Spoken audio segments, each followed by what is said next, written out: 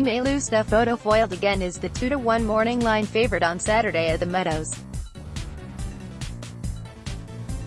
He's the richest standardbred ever with more than $7.5 million in career earnings, but in his final year of racing, 14-year-old foiled again would like to nail down one more accomplishment, career win 100.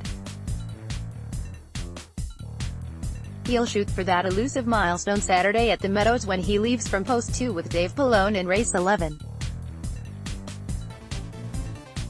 First post for the special Belmont Day card is 11:25 a.m. Foiled again will compete in a conditioned race that generally draws horses that have been struggling for victories. Indeed, only one horse in the field has a win showing in its recent charted lines. Foiled again has been, well, foiled again in each of his 7 previous attempts for number 100, but this Saturday's outcome could be different. He drew in a good spot, he should have a good shot, said Ron Burke, who trains the gallant gelding, a son of Dragon again in a safe place. For Burke Racing Stable, Weaver Bruchemi, LLC and JJK Stables, he's starting to get tight and should be ready to rock. Foiled again last raced at Northfield Park on June 2nd, finishing 3rd despite a brutal trip. Burke says he's maintaining the old boy's customary work schedule. He gets trained the same as he's been trained since he was 4, Burke indicated. He seems to thrive on work, and he's a very happy horse. If anything, he's better at it now because he knows what's expected of him. It was midway through Foiled Again's 4-year-old campaign that Mark Weaver of Weaver Bruchemi and Kevin Cowrie of JJK recommended his purchase to their groups. They bought him privately, Weaver recalls, for $60,000. That was a decent amount, especially 10 years ago, and we had some decent expectations of him, Weaver said. He was a young horse who could get around small tracks, and we thought he would fit our program.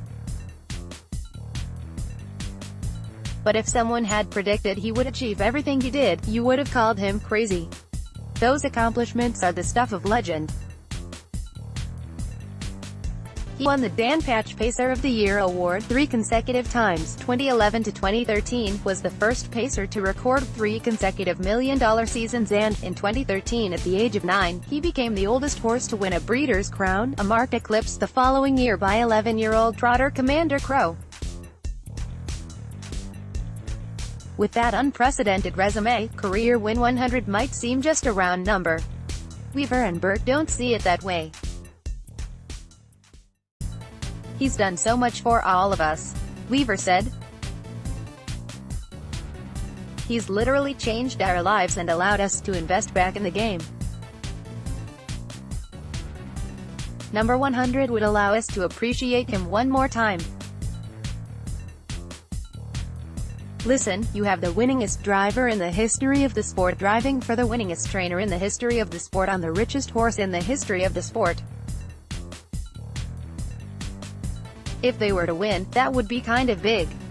Every win of his is important to us, you appreciate it now because you know there won't be many more, said Burke.